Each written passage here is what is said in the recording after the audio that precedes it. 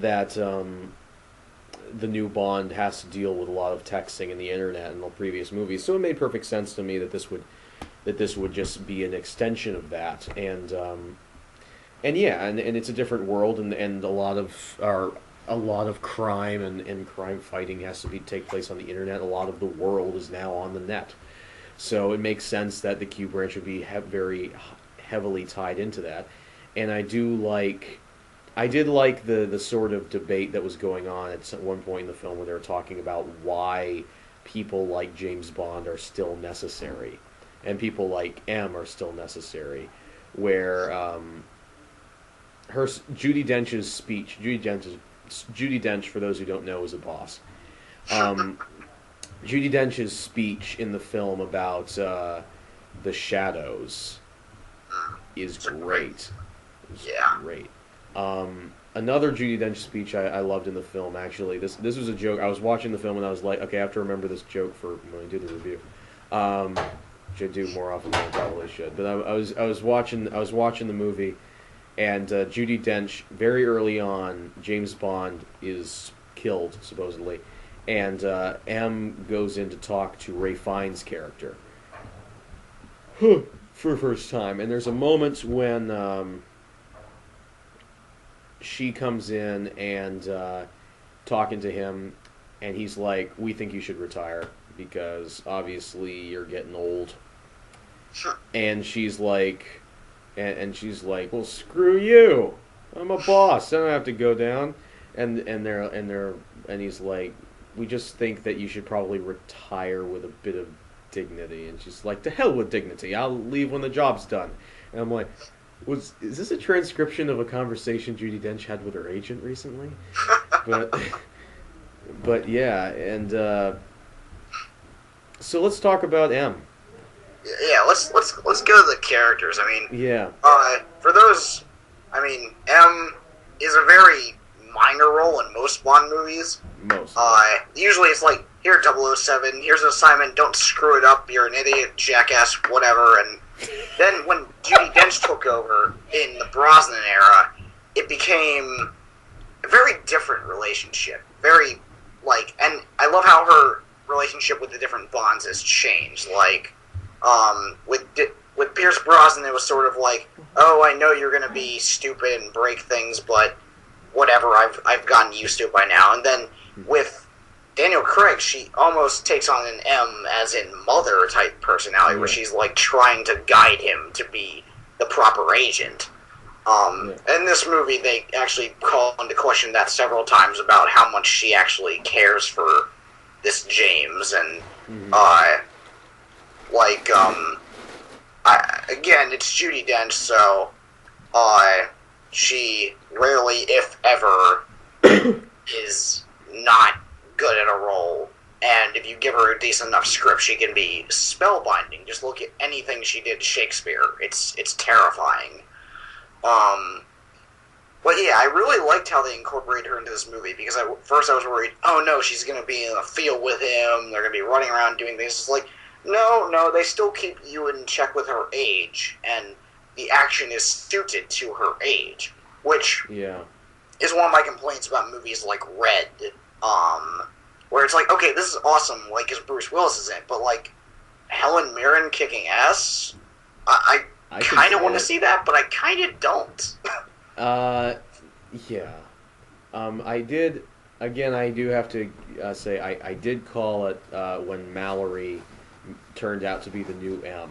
Ray Fiennes' character turned out to be the new M at the end.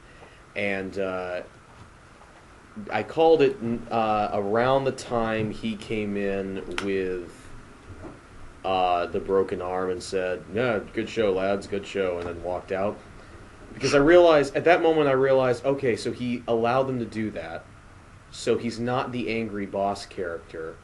He's a completely new character who's been introduced into this movie. He's not a character from previous movies, and yet he's showing up to be a very big ally. His name is Mallory. It was shown in Casino Royale that M is not a random letter, but actually of the first letter in M's actual name. He's a new M, isn't he? Yeah, And yeah, I didn't think it was going to be in this movie that they were going to kill her. I yeah. didn't think that she was going to die in this movie because I thought that Judi Dench was so stubborn that she was going to stay on for another film.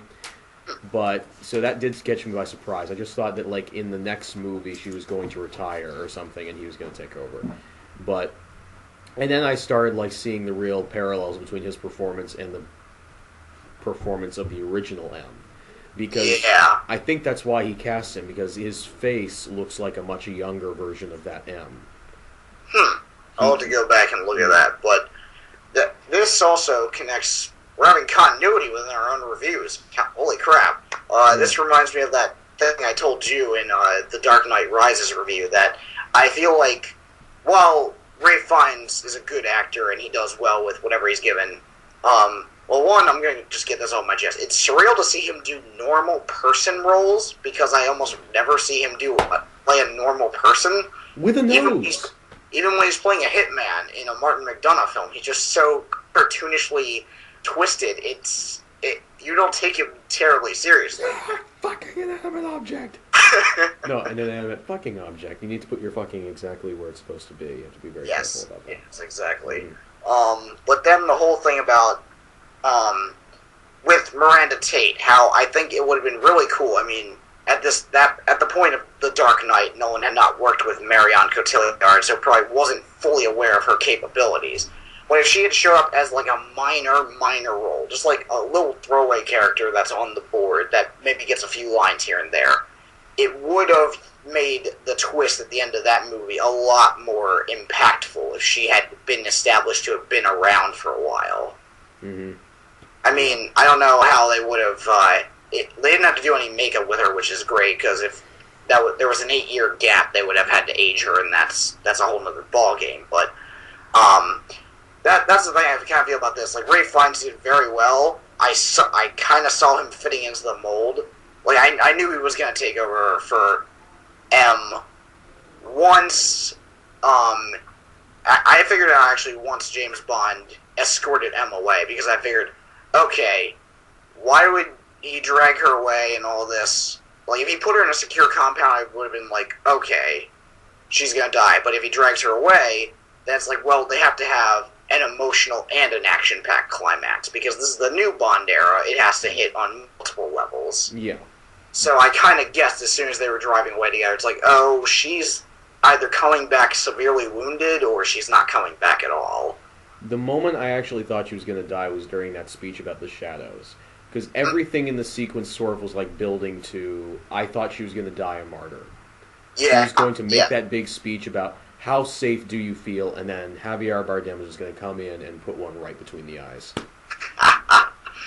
Yeah. And that was going to be, she was going to be a martyr, and it was going to save the MI6 department, but it was going to kill her.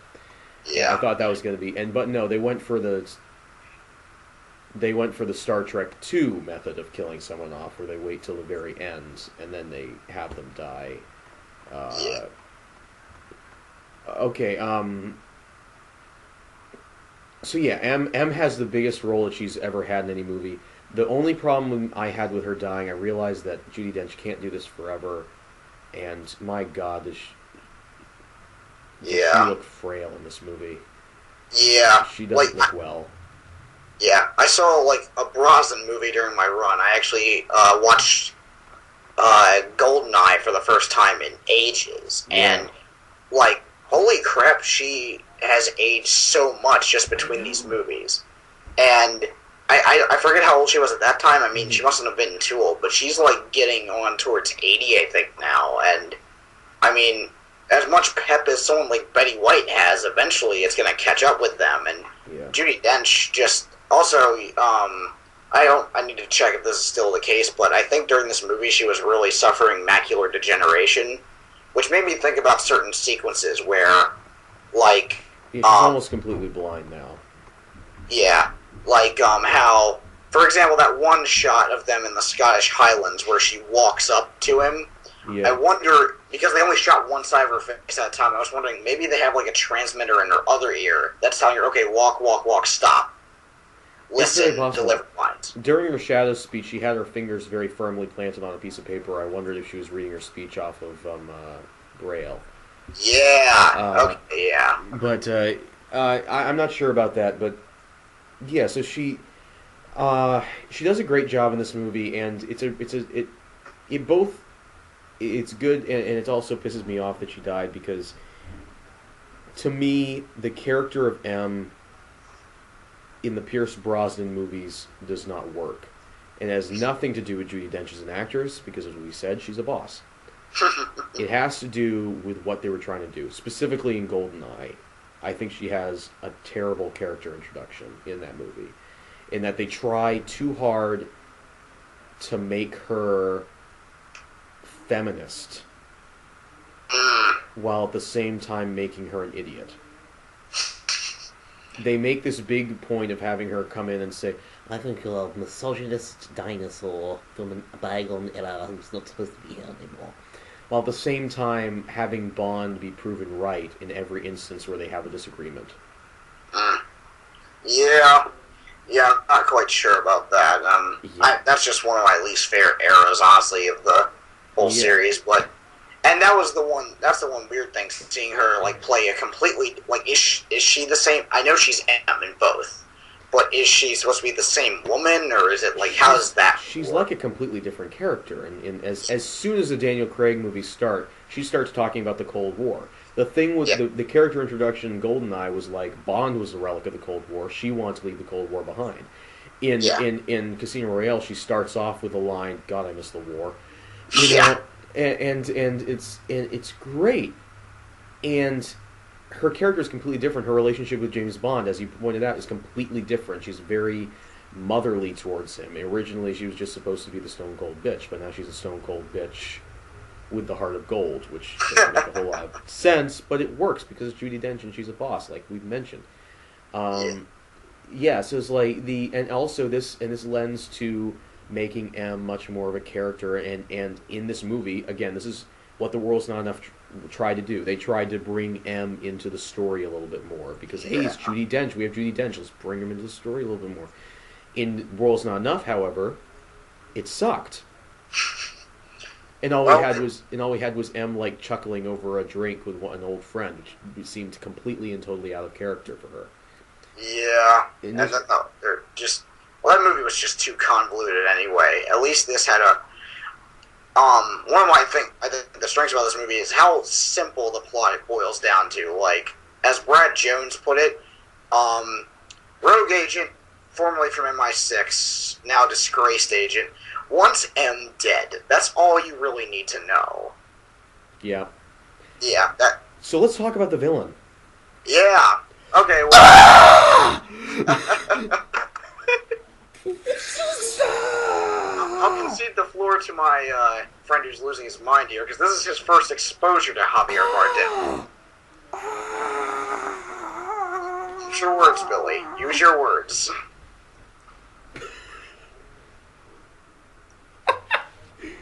Wow.